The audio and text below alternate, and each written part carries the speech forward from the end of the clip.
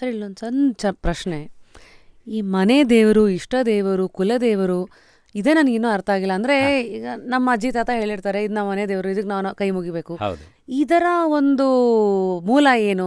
ಯಾರ ಕುಟುಂಬಕ್ಕೆ ಯಾವ ಮನೆ ದೇವರು, ಹೇಗೆ ಇದೆಲ್ಲ ಹೆಂಗೆ ಬರುತ್ತೆ? ಹೇಗೆ ಅದು ವಂಶ ಪಾರಂಪರ್ಯವಾಗಿ ಬಂದಿರುವಂಥದ್ದು ಮನೆ ದೇವರು ಏನಿದೆಯೋ ಅದು ಎಲ್ಲ. ಹಾಗಾಗಿ ಕೆಲವರು ವಿಷ್ಣು ಸಂಬಂಧವಾಗಿ ಮನೆ ದೇವರನ್ನು ಹೇಳ್ತಾರೆ. ಲಕ್ಷ್ಮೀ ವೆಂಕಟೇಶ್ವರನೋ, ಲಕ್ಷ್ಮೀ ನಾರಾಯಣನೋ, ಲಕ್ಷ್ಮೀ ನರಸಿಂಹನೋ ಇತ್ಯಾದಿಯನ್ನು ಹೇಳ್ತಾ ಇರ್ತಾರೆ. ಕೆಲವರು ಗಣಪತಿಯನ್ನು ಇಟ್ಕೊಳ್ತಾರೆ, ಕೆಲವರು ವಿಷ್ಣುವನ್ನು ಇಟ್ಕೊಳ್ತಾರೆ. ಅವರವರ ವಂಶ ಪಾರಂಪರ್ಯವಾಗಿ ಬಂದಿರುವಂತಹ ಮನೆ ದೇವರು. ಆ ಮನೆ ದೇವರಿಗೂ ನಾವು ಕೃತಜ್ಞತೆಯನ್ನು ಸಲ್ಲಿಸಲೇಬೇಕಲ್ವಾ? ಕರೆಕ್ಟು. ಹೌದು. ಯಾಕೆಂದರೆ ನಮ್ಮನ್ನು ಯಾವಾಗಲೂ ಅದು ಕಾಪಾಡ್ತಾ ಇರುವಾಗ ಆ ದೇವರಿಗೆ ಕೊಡುವಂತಹ ಪೂಜೆ ಅದಕ್ಕೆ ಇನ್ನೇನು ಕೇಳೋದಿಲ್ಲ. ಅದಕ್ಕೆ ಭಕ್ತಿಯಿಂದ ಪತ್ರಂ ಪುಷ್ಪಂ ಫಲಂ ತೋಯಂ ಏಮೇ ಭಕ್ತಿಯ ಪ್ರಯಚ್ಛತಿ ಅಲ್ವಾ?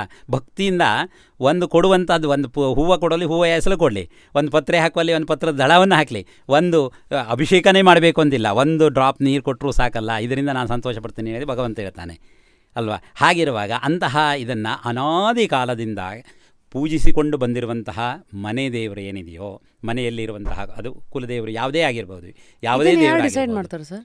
ಈಗ ನಮ್ಮ ದೇವ್ರಿಗೆ ಹನುಮಂತ ಅಂದರೆ ಇದು ಡಿಸೈಡ್ ಹೆಂಗಾಗತ್ತೆ? ಪೂರ್ವಜರಿಂದ ಬಂದಿರುವಂಥದ್ದು. ಪೂರ್ವಜರಿಂದ ಯಾರು ಅದೇ ಹೇಳಿದಲ್ಲ, ಅವರವರು ನಂಬಿ ಬಂದಿರುವಂತಹ ದೇವತೆಗಳು. ಅದು ಅವರವರ ನಂಬಿಕೆಯಲ್ಲಿ ಅವರವರ ಆ ವಂಶದಲ್ಲಿ ನಂಬಿಕೊಂಡು ಆ ದೇವರನ್ನು ಇದು ನಮ್ಮ ಮನೆ ದೇವರು ಅಂತ ಹೇಳಿ ನಾವು ಇದು ಮಾಡ್ಕೊಂಡು ಬಂದಿರ್ತೀವಲ್ಲ, ಅಷ್ಟೇ ಗೊತ್ತು ನಮಗೆ. ಈಗ ನಾವು ನಮ್ಮನೆ ದೇವರು ಕುಲದೇವರು ಇಂಥದ್ದು ಅಂತ ಹೇಳಿ ನಮಗೆ ಹೇಗೆ ಗೊತ್ತಾಯಿತು? ನಮ್ಮ ತಂದೆಯವರೋ ಅಥವಾ ಅಜ್ಜನೋ ಮುತ್ತಜ್ಜನೋ ಯಾರೋ ಹೇಳಿದ್ರಿಂದಲೇ ನಮಗೆ ಗೊತ್ತಾಗಿರೋದು. ಪಾಸ್ವಾನ್ ಆಗಿರೋದು. ಹೌದು, ಪಾಸ್ವಾನ್ ಆಗಿರೋದಂಥದ್ದು.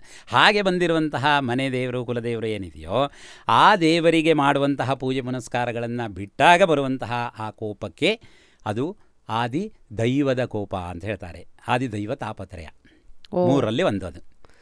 ಅದು ಎರಡಾಯಿತು. ಇನ್ನೊಂದಿದೆ, ಮೂರನೇದು ಯಾವುದು? ಆದಿ ಭೌತಿಕ ಅಂತ. ಇದೊಂದು ಭೌತಿಕ ಪ್ರಪಂಚ. ಈ ಭೌತಿಕ ಪ್ರಪಂಚ ಬ್ರಹ್ಮನಿಂದ ಸೃಷ್ಟಿಯಾದ ಪ್ರಪಂಚ ಇದು ಅಲ್ವಾ? ಬ್ರಹ್ಮ ಯಾವಾಗ ಸೃಷ್ಟಿ ಮಾಡಿದ್ನೋ ಆ ಸೃಷ್ಟಿಯಾದಾಗಿಂದಲೂ ಕೂಡ ಇಲ್ಲಿ ಪಂಚಭೂತಗಳೇ ಇರುವಂತಹದ್ದು. ಹೌದು ಅಲ್ವಾ? ಪಂಚಭೂತಗಳು. ಹಾಗಾಗಿ ಅದಕ್ಕೂ ಅದೇ ಹಿಂದೆ ಹೇಳಿದೆ, ಮನೆ ದೇವರು ಕುಲದೇವರು ಇದೆಲ್ಲ ಬಂತಲ್ಲ, ಅದೆಲ್ಲ ಬಂದಿದ್ದು ಹಿಂದೆ ಅನಾದಿ ಕಾಲದಲ್ಲಿ. ಶಂಕರಾಚಾರ್ಯರಿಗಿಂತ ಹಿಂದೆ ಯಾವ ಮೂರ್ತಿ ಪೂಜೆಯೂ ಇರಲಿಲ್ಲ, ಬರೀ ಪ್ರಕೃತಿ ಪೂಜೆ ಮಾತ್ರ ಇತ್ತು.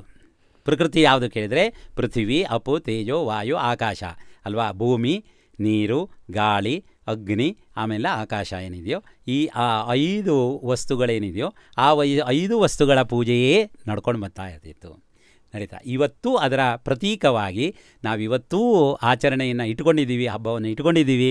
ಯಾವುದು ಕೇಳಿದರೆ ಈಗ ಭೂಮಿ ಹುಣ್ಣಿಮೆಯಲ್ಲಿ ಭೂಮಿ ಪೂಜೆ ಮಾಡ್ತೀವಿ, ಹಾಗೆ ಪೃಥ್ವಿ ಇದನ್ನು ತತ್ವವನ್ನು ಅಲ್ವಾ?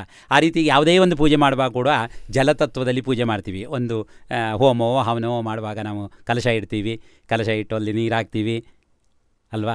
ಹೀಗೆ ಆ ತತ್ವ ಏನಿದೆಯೋ ಆ ತತ್ವ ಇನ್ನೂ ಬಿಟ್ಟಿಲ್ಲ ಅದನ್ನು, ಆದರೆ ಅದನ್ನು ಮಾರ್ಪಾಟಾಗಿದೆ ಇವತ್ತಿನ. ಹಾಗೆ ಬಂದಿರುವಂತಹ ಆ ಇದೇನಿದೆಯೋ ಭೌತಿಕವಾದಂತಹ ಪ್ರಪಂಚದ ಪೂಜೆ ಏನಿದೆಯೋ ಆ ಪೂಜೆಯನ್ನು ಮಾಡಿಕೊಂಡು ನಮ್ಮ ಜೀವನವನ್ನು ಚೆನ್ನಾಗಿರ್ತೀವಿ.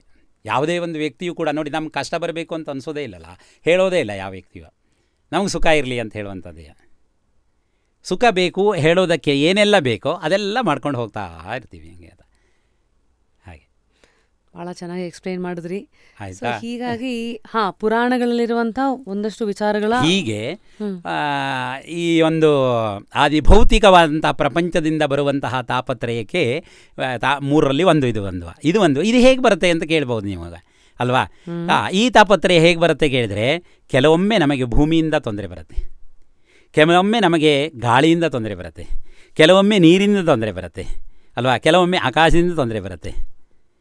ಹೀಗೆ ಈ 5 ವಸ್ತುಗಳಿಂದ ಬರುವಂತಹ ತೊಂದರೆ ಏನಿದೆಯೋ ಅದೇ ಆದಿಭೌತಿಕವಾದಂಥ ತಾಪ ತೊಂದರೆ ಅಂತ. ಇದು ನಮಗೆ ಬಂದಿರುವಂಥ ನಮ್ಮ ಆಚರಣೆಯಲ್ಲಿ ನಡ್ಕೊಂಡು ಬಂದಿರುವಂತಹ ಒಂದು ತಾಪತ್ರಯ.